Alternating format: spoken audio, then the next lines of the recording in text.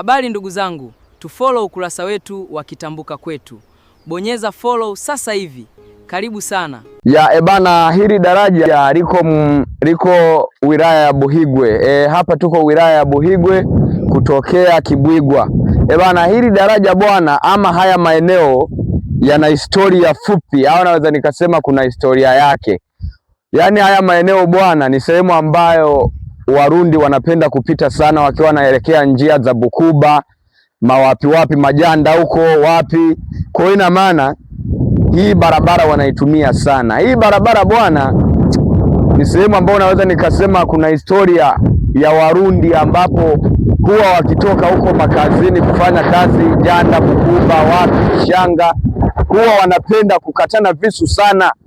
Yaani wakifika haya maeneo wameshawahi kuokota mili ya watu ambao wamekatwa, ila asilimia kubwa hususani wanakuaga ni Warundi. Ushaona? Kwa maana yake hili eneo bwana lina historia yake. Kuna barabara iko kule mbele kule, ndio huwa wanapendaga kupita sana. Kwa sababu hii njia wanaiogopa, kwa sababu kwa hapo mbele kuna barabara ya halmashauri. Kwa maana yake wanakuwa wanaiogopa kwa sababu wilayani ni sehemu ambao wanapenda polisi. Yaani wanakuwa wanaikataa kuipita sana hii njia. Wanakuwa wanapita, kuna barabara iko hivi, kondo huwa wanaitumia sana. Lakini haya maeneo yana historia kubwa. Hakuna Murundi ambaye ameshawahi kuja Janda, Bukuba, wapi ambaye hayajui haya maeneo.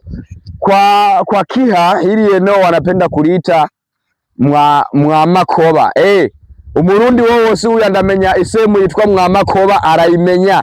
Ushaona bwana, kwa Kirundi sasa Mwamakoba iyi barabara barayitumia sana, na hari ino abarundi barakunda kwicana mwaya mazingira bavuye gukora ikazi, bavuye gukora ibibaruwa.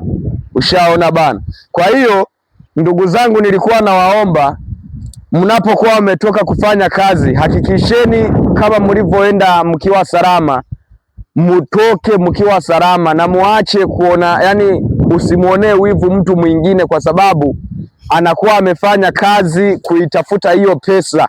Huwa tunaumia sana tunapokuwa tumesikia kwamba mnauana kwa sababu ya pesa, na wakati nyie ni wamoja. Kwa hiyo hili eneo bwana lina historia yake. Ni kwa Makoba, panaitwa kwa Makoba. Hili daraja linaitwa kwa Makoba. Kwa sometime tunakuwa tunachanganya na lugha ili watu wapate kuelewa vizuri, maana ambao hawaelewi Kiswahili, wanaoelewa Kirundi, wanaoelewa Kiha waweze kuelewa. Kameramani, njoo mpaka huku wapaone jinsi palivyo. Kama unavyoona huu mto ni mkubwa. Huu mto unaelekea sijui unaelekea Muhinda, sijui unaelekea wapi. Mimi sijajua huu mto unaelekea wapi, lakini huu huwa unaungana na mto Maragarasi. Ushaona? Kwa hiyo kwenye hii mito mnayoiona, kwa miaka ya nyuma kulikuwa na historia. Yaani Warundi walikuwa wanaokotwa humu kwenye haya maeneo, wamekatana mapanga. Unakuta mtu shingo hana, kiwiliwili kiko pembeni.